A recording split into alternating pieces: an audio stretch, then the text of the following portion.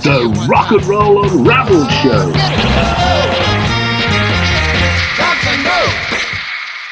I'm Derek Shelmadine. Welcome to another Rock and Roll Unraveled Show. We're taking a look at the wonderful time that was the psychedelic 60s. Psychedelia was one of the first subgenres to appear after the British invasion. That was when British beat groups dominated the American music scene. And they all sort of found the end of their time at the end of that particular period, the mid-60s. What happened was the beat music essentially morphed into the harder-edged rock music. I mean, what is psychedelic music? Well, the golden era in the 60s was about 65 through to 68.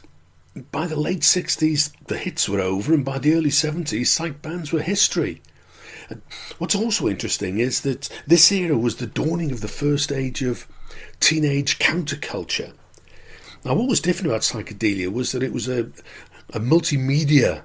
The concerts had light shows, they had movies playing in the background, typical silent movies, Laurel and Hardy, Charlie Chaplin and the like. And what psychedelic music looked to achieve was to replicate the hallucinogenic experience induced by LSD, magic mushrooms and the like. Now, there's an author called Michael Hicks, and he reckons that there are three elements to psychedelic music. Firstly, you've got dechronicization, and that's to move outside the conventional perceptions of time. Depersonalization, to lose yourself and gain an awareness of a sort of undifferentiated unity with you as a part of everything around you. And dynamization, and that's about things tending to bend, and Timothy Leary suggested that what this effect does is have sort of familiar forms dissolve into moving, dancing structures. So it was an interesting time. Now, UK psychedelic music and US psych were very different. In the UK, it was all about effects, changes in time signatures, rather than just being the usual 4/4 or sometimes 3/4. And if you listen to the Pink Floyd, there's a great example, and examples in lots of their music of where they change time signature as they move through the song. Also, whimsical lyrics were a big part of the UK psych. Use of keyboards and distorted guitars, whereas American psych was much more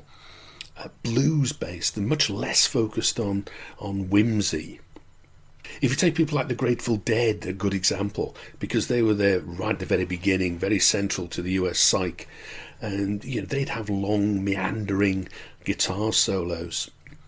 But LSD itself goes back to 1938, when LSD-25 was synthesized by Albert Hofmann, and LSD itself stands for lysergic acid diethylamide. And the name, the word, if you like, psychedelic, that has its origin in 1956, and it was coined by Humphrey Osmond as a synonym for hallucinogenic drugs, and he coined the term psychedelic in a letter to Aldous Huxley. Now, Ken Kesey is a name that pops up quite a lot in American psych music, and in 1959 he took part in the CIA-funded LSD experimental program that was going on at Stanford University. It was a program called MK Ultra, and it was studying the effects of psychoactive drugs. So we have the CIA to thank for psychedelic music, which is rather nice. And during this period, Ken also worked part-time in the same Menlo Park Veterans Hospital where the experiments were being carried out. And he used this background to write his acclaimed novel. And if you think, well, I've heard of Ken Kesey, well, he's the guy that wrote One Flew Over the Cuckoo's Nest. And one of the earliest references to LSD, sort of in music as it were, came in the May of 1960 with the Gamblers. That's the Gamblers from LA. They released Moondog coupled with a track called LSD 25. Now, they were both instrumentals. But the Gamblers from Los Angeles, not to be confused with the Irish group called the Gamblers. They became Van Morrison's group. Them. And there was also a Newcastle Geordie Gamblers, they became Billy Fury's backing group. But the LSD guys are definitely the ones from LA. Now, the A-side Moondog was written by leader Derry Weaver. And as I said, the LSD-25's one of the first, if not the first song to reference the drug LSD. It was written by Derry Weaver and Larry Taylor. Now, Larry Taylor was the bass player who went on to join Canned Heat. And it was classed as surf rock, but the term surf rock wasn't really being used just yet. That came along a little bit later. And another interesting development in the early days was a group called the Holy Modal Rounders. They recorded their first album at the end of 63, beginning of 64. And they were a duo who sort of came together in New York in the middle of 63. And that was Peter Stamfel, a violinist and vocalist, and Steve Webber, guitarist and singer. And they played a sort of unique blend of folk and country music tinged with beat poetry. And after their second album, called Holy Modal Rounders 2, imaginatively enough, the duo joined poets Tule Kupferberg and Ed Sanders and became the Village Fugs, later shortened their name to the Fugs. And one of the tracks on their first album, Holy Modal Rounders, was a track called Hesitation Blues, and that's got an early reference to Psychedelic. And one of the verses talks of my psychedelic feet in my psychedelic shoes, and rounds off with got the psychedelic blues. And Ken Casey pops up again in 64 when he and his merry pranksters had what they called the Further Trip, and that was a journey of discovery across America in a bus called Further. It was intended as a movie but didn't get released for a little while after that. But it was Paul McCartney's inspiration behind the Beatles' 1967 Magical Mystery Tour. And the psychedelic era was very much a meeting of minds of the beatniks from the 1950s beat generation. People like Allen Ginsberg, Jack Kerouac, William S. Burroughs, and the hippies from the psychedelic generation. They shared a lot of values. And it was all really starting to come together in late 1964 when the Quicksilver Messenger Service formed themselves into a band. That was in San Francisco. And on the 21st of June 65, the Charlatans started their residency at the Red Dog Saloon in Virginia City, Nevada. Now, they were actually from San Francisco, but they played at the opening night of the Red Dog and became the venue's first house band. Now, the Charlatans were a sort of proto-hippie band and very much trailblazers for what became the San Francisco scene. And the Red Dog Saloon was one of the first psychedelic dance halls. And in 66, Big Brother and the Holding Company became the house band. What's great to say is that the Red Dog is still going strong today. And UK beat groups in 65 were also starting to embrace psychedelia. And in the July, the Kinks released See My Friends, and that's considered to be an early psychedelic single. And what it does, it very much uses guitars to simulate the droning sound of Indian raga music. And that precedes Norwegian Wood, which was really the first song to use a sitar. And that song was released on Rubber Soul that Christmas. In the October, the Yardbirds released Evil Hearted You, and that's sometimes referred to as the first psychedelic-sounding British song. But I thought it would be great to kick the show off with the first piece of music from the Kinks. This was their 6th UK hit. It gave them a number 10, and this is the Kinks with See My Friends. You could say that it all started on the 27th of November 1965 with the first acid test event in Santa Cruz. Ken Casey and his merry pranksters held the first of their public LSD-laced acid tests. You remember, LSD was legal at this time. And the event's often referred to as the birth of psychedelic rock, and what they were doing was selling spiked orange juice they called electric Kool-Aid.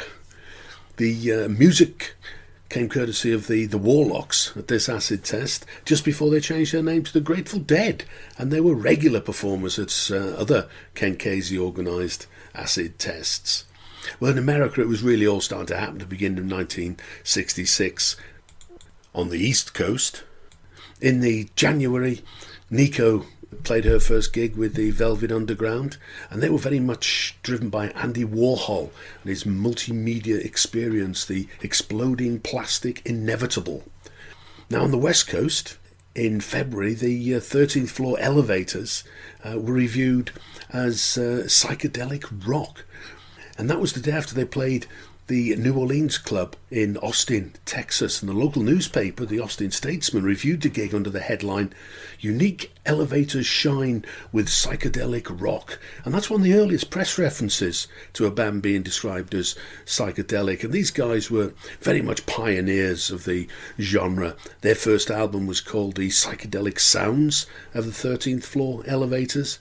And of course they were led by their guitarist and legend, Rocky Erickson. And in the summer of '66, they offered Janis Joplin, who was also based in Texas, the opportunity to join them as lead vocalist. But she decided she'd move across to San Francisco, and that's where she joined Big Brother and the holding company. And that was when the whole Janis Joplin legend started to form.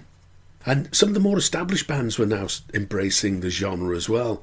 In July, the Byrds released their third album, Fifth Dimension, and that contained 8 Miles High. And this is sometimes referred to as the first psychedelic record. Another great band to emerge in '66.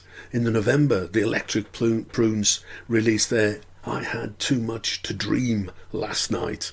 Now, they'd actually been around a while. Their first single had come 6 months earlier, and that was called Ain't It Hard, and that was a cover of the Gypsy Trips 1965 single. They'd started out as the Sanctions in early '65, and it was a year later that they became the Electric Prunes.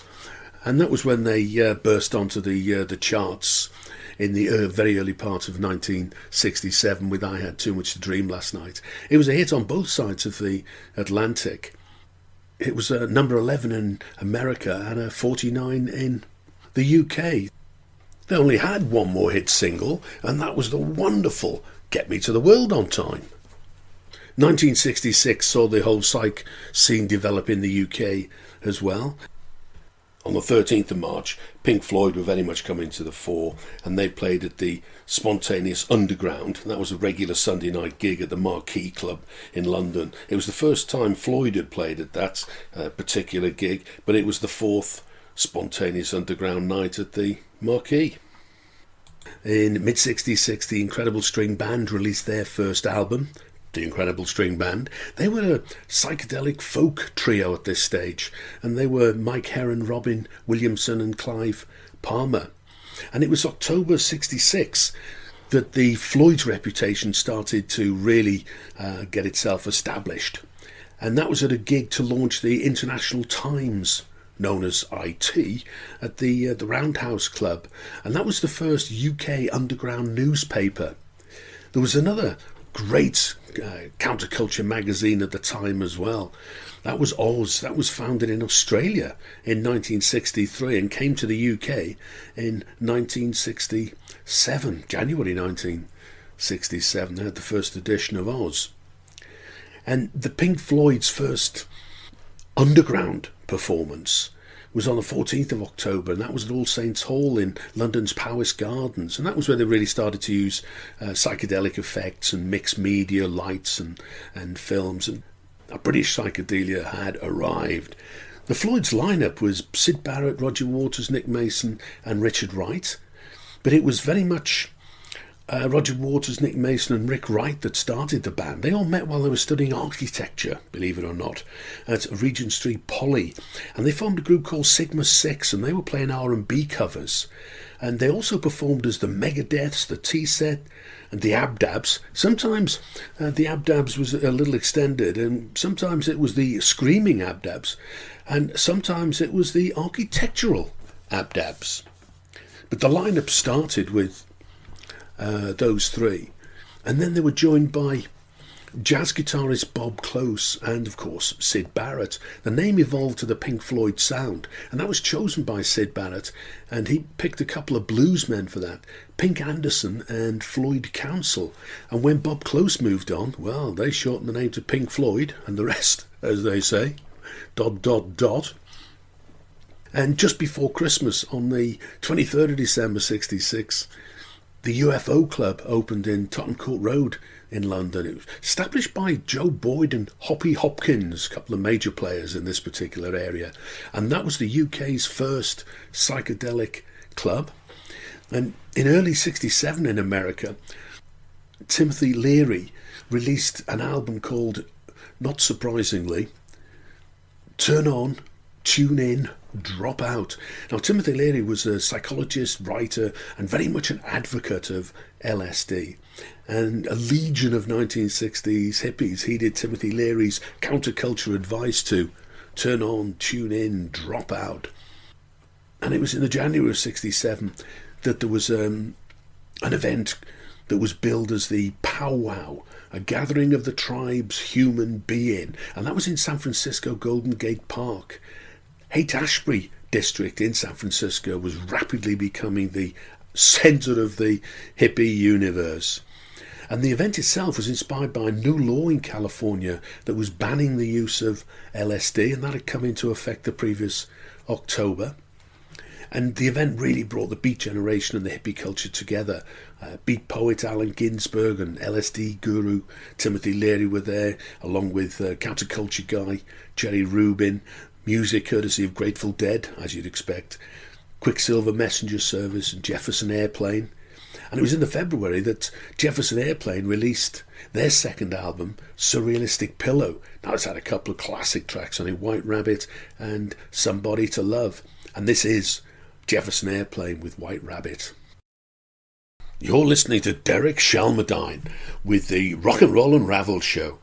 We're looking at the mind-bending time that was the psychedelic 60s. But before continuing with the story, there's an opportunity to win a copy of my book, a signed copy of Rock and Roll Unraveled. Every month I run a quiz in conjunction with the Rock and Roll Unraveled show. For the current quiz, check out the homepage on my website, rockandrollunraveled.com. Follow the link to the quiz at the top of the page. Send me your answer, and I'll send a copy of Rock and Roll Unraveled to the lucky winner anywhere in the world. Rock and Roll Unraveled tells a story of rock and roll from its roots to mid-70s punk. A Record Collector magazine liked it. They said it was comprehensive and invaluable. Thank you very much, Record Collector. Well, good luck with the competition, but meanwhile, back at the plot. Well, the Floyd got their commercial breakthrough in the March of 67 with their first single, Arnold Lane, written by Syd Barrett and produced by Joe Boyd, one of the founders of the UFO Club. And also in March, Jimi Hendrix released his second single in the UK, Purple Haze. That was written by Hendrix. And following the release of the first single, Hey Joe, on the Polydor label, Purple Haze was the first ever single released on Track Records.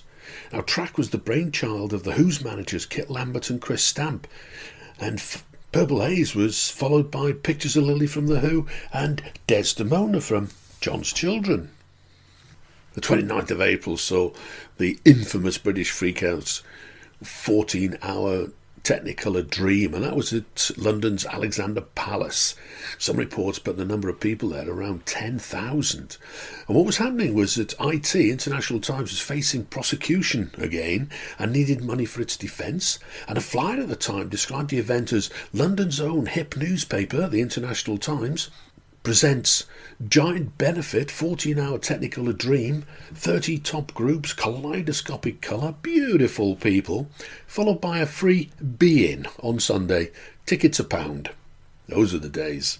It was a two-stage mixed media happening, delivering a mixture of light shows, music and poetry. And you could see Pink Floyd with Syd Barrett, The Move, Soft Machine, John's Children featuring Mark Bolan, early part of his career, and the wonderful mod group The Creation, and a host of others. Two classic singles were released in the May, one from Traffic, Paper's Son. Now, Traffic were formed by Steve Winwood after he left the Spencer Davis Group, and Tomorrow They released My White Bicycle. They'd previously been known as the In Crowd, but changed their name to Tomorrow at the end of 65. Now the lineup included Keith West, the singer, Steve Howe, guitarist who went on to join Yes, and Twink, the legendary drummer. And he was with the Pretty Things long enough to record their legendary SF Sorrow in 1968. I mean, he went on to the Pink Fairies, of course. And in America, in April 67, 3 Sixpence released Birdman of Alcatraz. And it was their 5th single on the All-American label. They sometimes call themselves Sixpence, and they're a great example of one of these American bands that was working very hard during the British invasion of the mid-60s to sound like an English band, to try and get some airplay, because the Brit bands were certainly dominating the American airwaves at the time. Well, they morphed into Strawberry Alarm Clock. And a month after the 3 Sixpence release, the 2 songs were released again as Strawberry Alarm Clock. But this time, the A-side was Incense and Peppermints, and the Birdman of Alcatraz was relegated to the B-side. So this was their first single on the Uni label, and they just flipped the A and B sides. It gave them their first American hit. They got a #1 with that.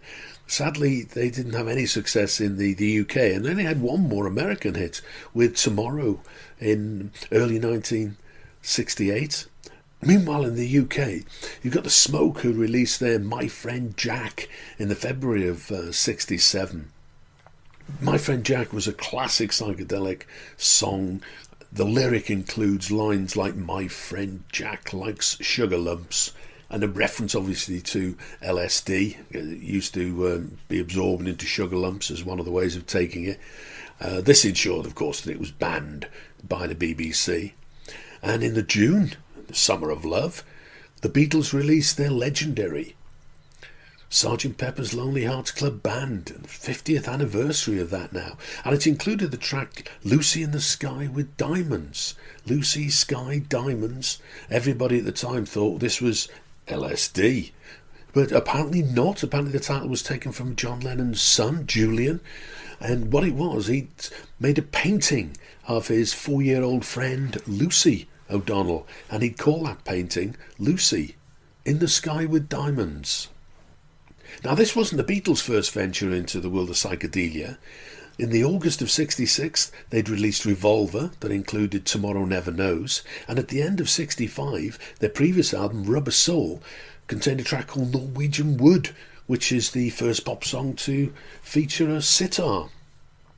On the 24th of July, there was a full-page legalised pot ad in the Times newspaper, UK national newspaper. That was funded by the Beatles, and it was calling for marijuana to be legalised. And this is in response to the jailing of John Hopkins. He was the guy that founded the IT and UFO Club. Now, you might know the next song, My White Bicycle, from a Nazareth cover, but this is the original.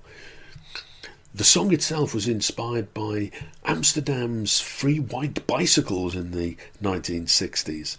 And it was an idea developed some time later by Boris Johnson, of course, his famous Boris bikes in London. And this is the original version of the song. This is Tomorrow with My White Bicycle. An awful lot of bands and artists talked about in the show today are actually on the road now. I mean, to check out the latest information for everyone I've mentioned in the show, just check out my website, rockandrollunraveled.com.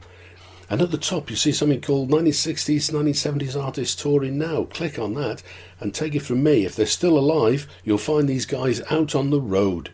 There's also a companion blog for the show. Now, that has links to all the songs mentioned in the show. Again, it's on the website, rockandrollunraveled.com, and that's at the top under Rock and Roll History. Well, how was the world of psychedelic rock getting on? Well, it was getting on very well, thank you.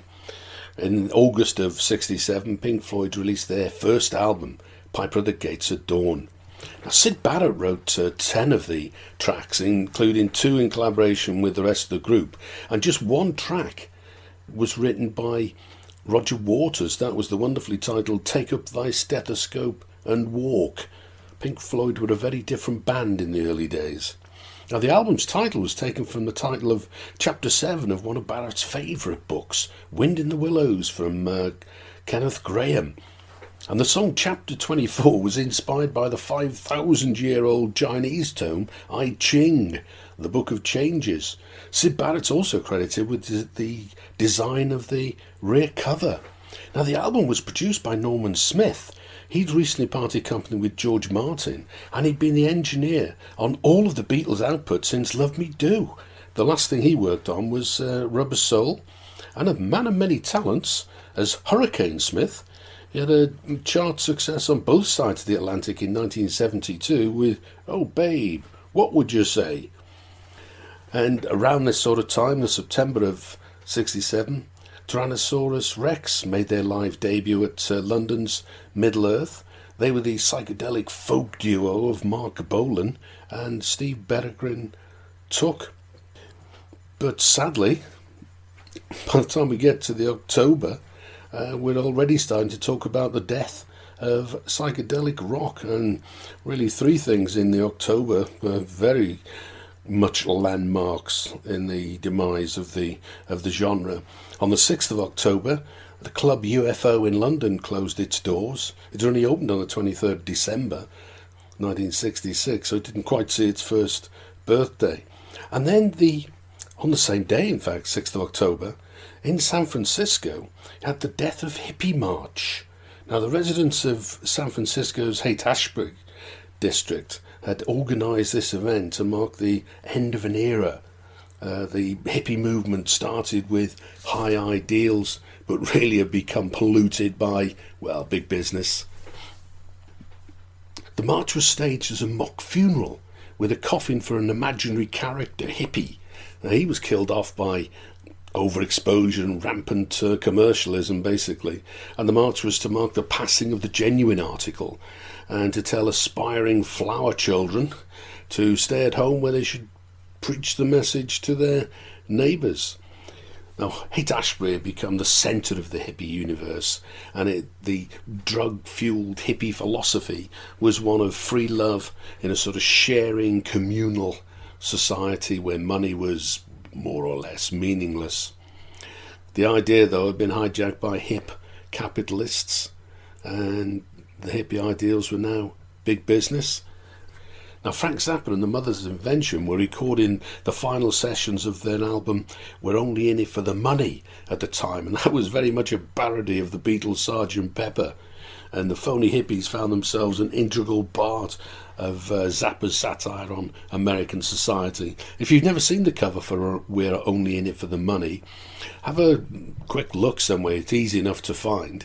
It's a great parody of the Beatles' Sgt. Pepper cover. Now, the sentiment as well, that the hippie ideal was a thing of the past, was also summed up by Don Henley in his Boys of Summer song, with the observation that he was out on the road today. I saw a Deadhead sticker on a Cadillac. Well, the Summer of Love began on the 14th of January with the gathering of the tribes, sort of meeting of hippie and beat cultures, and ended with the death of hippie. And in the UK, also in the October, Melody Maker, the rock magazine, they ran an article called Who Killed Flower Power? They suggested that the psychedelic era was passing and very much being replaced by back to basics, hard-hitting R&B based rock from people like the Groundhogs and 10 Years After. Although there was still some great psychedelic albums coming out at this time. Late 1967, Love released their third album, Forever Changes. That was a highly rated psych album, mostly written by Arthur Lee. Mojo magazine actually puts it as the second best ever psychedelic album. They put the best, number one, as Jimi Hendrix' Electric Ladyland. That came out in about a year's time. And another album to come out in the November was Cream's second album, Disraeli Gears, another highly rated psych album. And Sunshine of Your Love is on that particular album, written by Jack Bruce and Pete Brown. They were the songwriting combination who wrote an awful lot of Cream stuff, but this one particular track that we're just about to hear was augmented with some input from Eric Clapton, and this is Cream. with the wonderful Sunshine of Your Love. As I mentioned in the Death of Hippie March, the big mainstream bands were now really embracing psychedelia. A couple of good examples in the December of '67 were Traffic. They released their first UK album, Mr. Fantasy. Interestingly, the American release was called Heaven Is In Your Mind and had a very different track listing. And the Rolling Stones released their Satanic Majesty's Request. And it was the first Rolling Stones album to receive very mixed reviews from both fans and critics alike. Now, when the Beatles embraced psychedelia with Sgt. Pepper, they hit the nail on the head, really. But the Stones didn't quite manage to capture the atmosphere. It was an interesting one. The sleeve had a great 3D cover, but it wasn't the Stones' finest hour. And by April '68, Tyrannosaurus Rex had managed to get themselves a record deal, and they released their first single, Deborah. Now, Deborah was written by Mark Bolan and produced by Tony Visconti. This psychedelic duo, they weren't really well received initially, but they found a champion in John Peel, the UK DJ. And with his help, they soon gained a strong underground following. In fact, of course, Mark Bolan went on to find fame with T-Rex in the 70s and the world of British glam rock. And Quicksilver Messenger Service in the summer of '68, they released their first album called Quicksilver Messenger Service. Now, it's interesting that this band was formed in 1964, but it took them the best part of 4 years to actually get themselves into the mainstream. And this is really what that whole Death of Hippie March was all about. But by mid-'68, it really was starting to fall apart. Some of the early classic bands were splitting up. The Electric Prunes split up. And on the 24th of October 1968, LSD was made illegal across America. It had been illegal in California since October '66. But it became illegal across America after the passing of the Staggers-Dodd Bill. Psychedelic music looked to simulate the effects of hallucinogenic drugs. So this really brought, philosophically, a natural close to the era of psychedelic music. In '69, the Charlatans, another pioneering band, split up. And also in '69, Rocky Erickson pleaded insanity to avoid a jail sentence after he was caught with just one joint.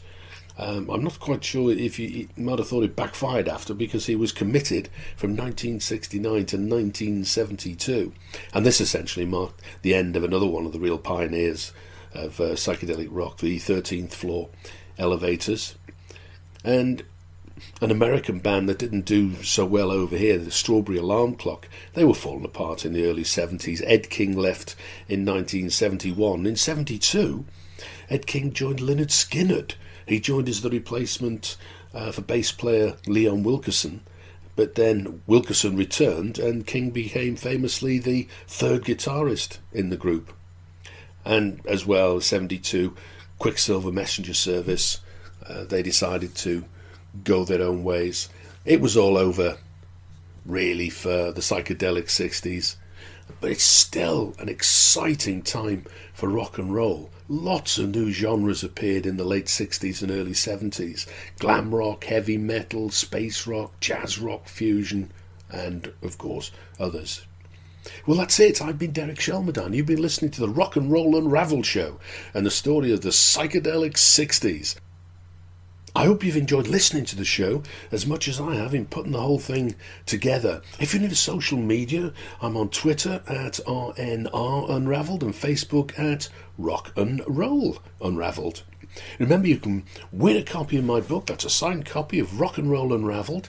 Go to the website homepage, rockandrollunraveled.com. Click on the link to the competition and I'll post a copy of the book to the lucky winner anywhere in the world. Good luck with the competition.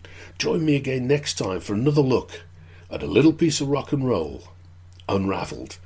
Now, to play us out, a psychedelic classic from 1967, their first hit single, and this is the Electric Prunes, and I had too much to dream last night.